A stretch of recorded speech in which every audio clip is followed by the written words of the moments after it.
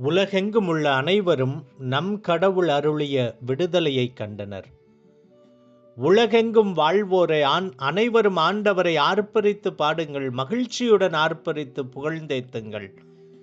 அன்பு இறைவா, நீர் அருளிய விடுதலையை காணக்கூடிய மக்களாக எங்கள் ஒவ்வொருவரையும் மாற்றி, எங்கள் ஒவ்வொருவரின் உள்ளத்திலும் இருக்கின்ற பயங்களையும் பலவீனங்களையும் ஏமாற்றங்களையும் நோய் நொடிகளையும் நீர்தாமே அகற்றி எங்களை தூய்மைப்படுத்த வேண்டுமாய், பாதுகாக்க வேண்டுமாய், ஆசிர்வதிக்க வேண்டுமாய், மகிழ்ச்சியுடன் வாழக்கூடிய மக்களாக மாற்ற வேண்டுமாய் எங்கள் ஆண்டவராகிய இயேசு கிறிஸ்து வழியாக உம்மை மன்றாடுகிறோம். ஆமென்.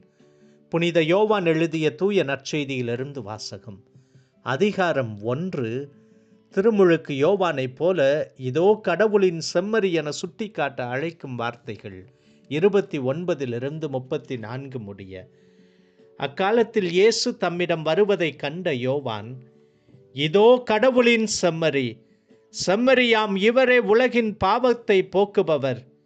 எனக்கு பின் வரும் இவர் என்னை விட முன்னிடம் பெற்றவர், ஏனெனில் எனக்கு முன்பே இருந்தார் என்று நான் இவரை பற்றியே சொன்னேன்.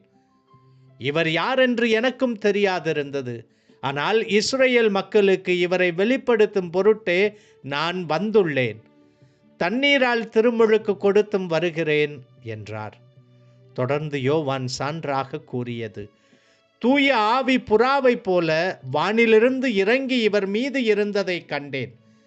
இவர் யாரென்று எனக்கும் தெரியாதிருந்தது.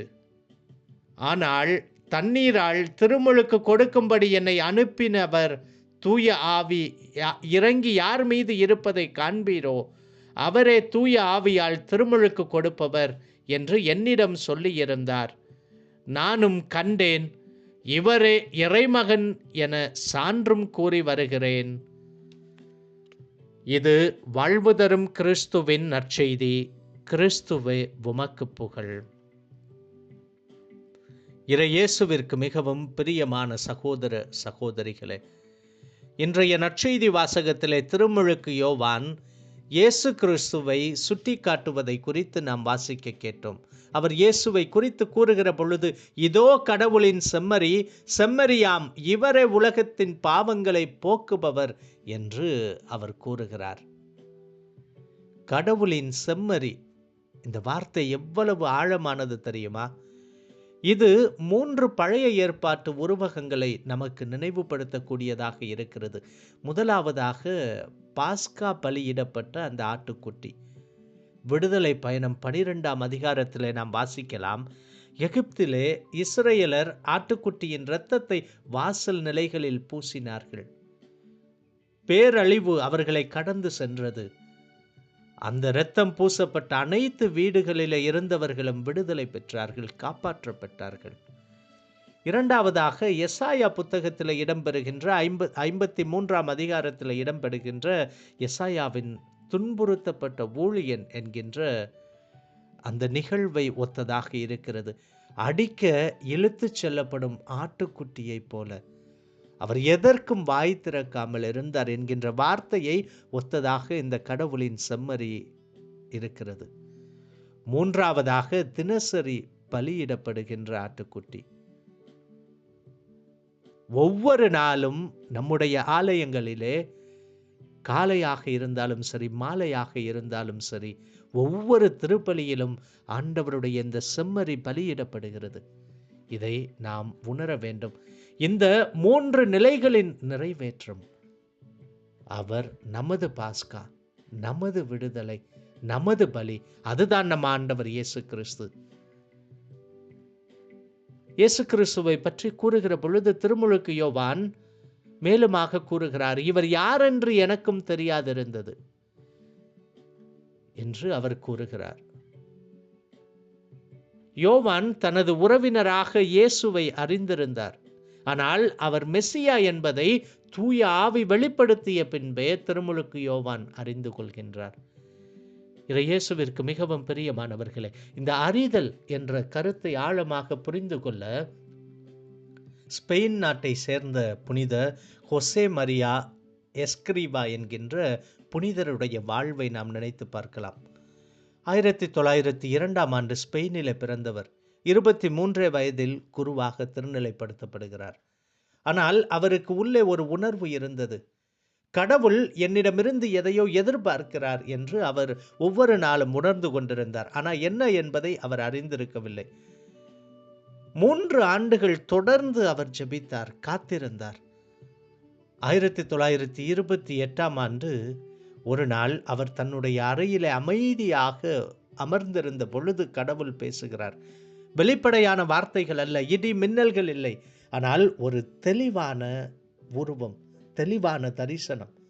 சாதாரண மக்கள், மருத்துவர்கள், பொறியாளர்கள், ஆசிரியர்கள், வீட்டு பணியாளர்கள் அவர்களது அன்றாட வேலைகளை ஒழுங்காக செய்கிற பொழுது கடவுளை சந்திக்கலாம் என்று அவர் உணர்ந்து கொள்ளுகிறார்.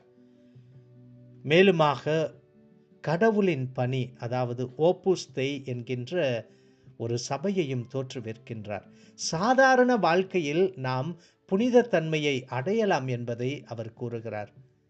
அவருடைய முக்கியமான கருத்து என்னவென்றால், சாதாரண வாழ்க்கையில் நாம் நம்முடைய புனித தன்மையை பின்பற்ற வேண்டும் என்பதுதான். அவர் மேலுமாக மக்களை பார்த்து கூறினார், நீங்கள் குருவாக இருக்க வேண்டும் என்பது மட்டுமல்ல, குருமடத்திற்கு செல்ல வேண்டியது என்ற அவசியமில்லை. உங்கள் அன்றாட வேலைகளை, உங்கள் குடும்பத்தை, உங்கள் நட்பை நீங்கள் ஒழுங்காக பராமரித்தீர்கள் என்றாலே அதுவே புனிதத்திற்கான வழி என்று கூறுகிறார். இது மிகவும் புரட்சிகரமானது. ஏனென்றால் அந்த காலத்தில் மக்கள் நினைத்தார்கள் புனிதர்கள் என்பவர்கள் குருக்கள் மற்றும் கன்னியாஸ்திரிகள் மட்டுமே என்று. ஆனால் ஹோசே மரியா வேறாக சொன்னார். ஒரு தச்சன் தன்னுடைய வேலையை சிறப்பாக செய்து அதை கடவுளுக்கு அர்ப்பணித்தால் அதுவே மிகப்பெரிய ஜெபம். ஒரு தாய் தன்னுடைய குழந்தைகளை கவனித்து அன்பு காட்டினால் அதுவே மிகப்பெரிய பலி. கணவன் தன்னுடைய மனைவியை மன்னித்து ஏற்றுக்கொண்டால், மனைவி தன்னுடைய கணவனை பொறுத்து ஏற்றுக்கொண்டால் அதுவே மிகப்பெரிய ஒரு ஜெபம், மிகப்பெரிய ஒரு பணி என்று அவர் கூறுகிறார். இயேசுவிற்கு மிகவும் பிரியமான சகோதர சகோதரிகளே, 1975 ஹோசே மரியா இறந்தார். 2002ஆம் ஆண்டு புனித இரண்டாம் ஜான்பால் அவர்களால் புனிதராக அவர் உயர்த்தப்படுகின்றார். இன்றும் 90க்கு மேற்பட்ட நாடுகளில் அவருடைய பணியானது மேற்கொள்ளப்பட்டு வருகிறது. இயேசுவிற்கு மிகவும் பிரியமானவர்களே, புனித திருமுழுக்கு யோவானும் புனித ஹோசே மரியாவும் நமக்கு என்ன கற்றுக் கொடுக்கிறார்கள்? முதலாவது, இயேசுவை கடவுளின் செம்மறி என்று நாம் ஒவ்வொருவருமே அறிய வேண்டும் என்பதை அவர்கள் நமக்கு உணர்த்துகிறார்கள். அப்படி என்றால் அவர் நமக்காக இறந்தார், நம்முடைய பாவங்களை சுமந்து கொண்டார், நமக்காக சிலுவையில் இறந்தார், நம்மை மீட்பதற்காக சிலுவையில் இறந்தார், நமக்கு மீட்பை கொண்டு வந்தார் என்பதை நாம் முழுவதுமாக நம்ப வேண்டும்.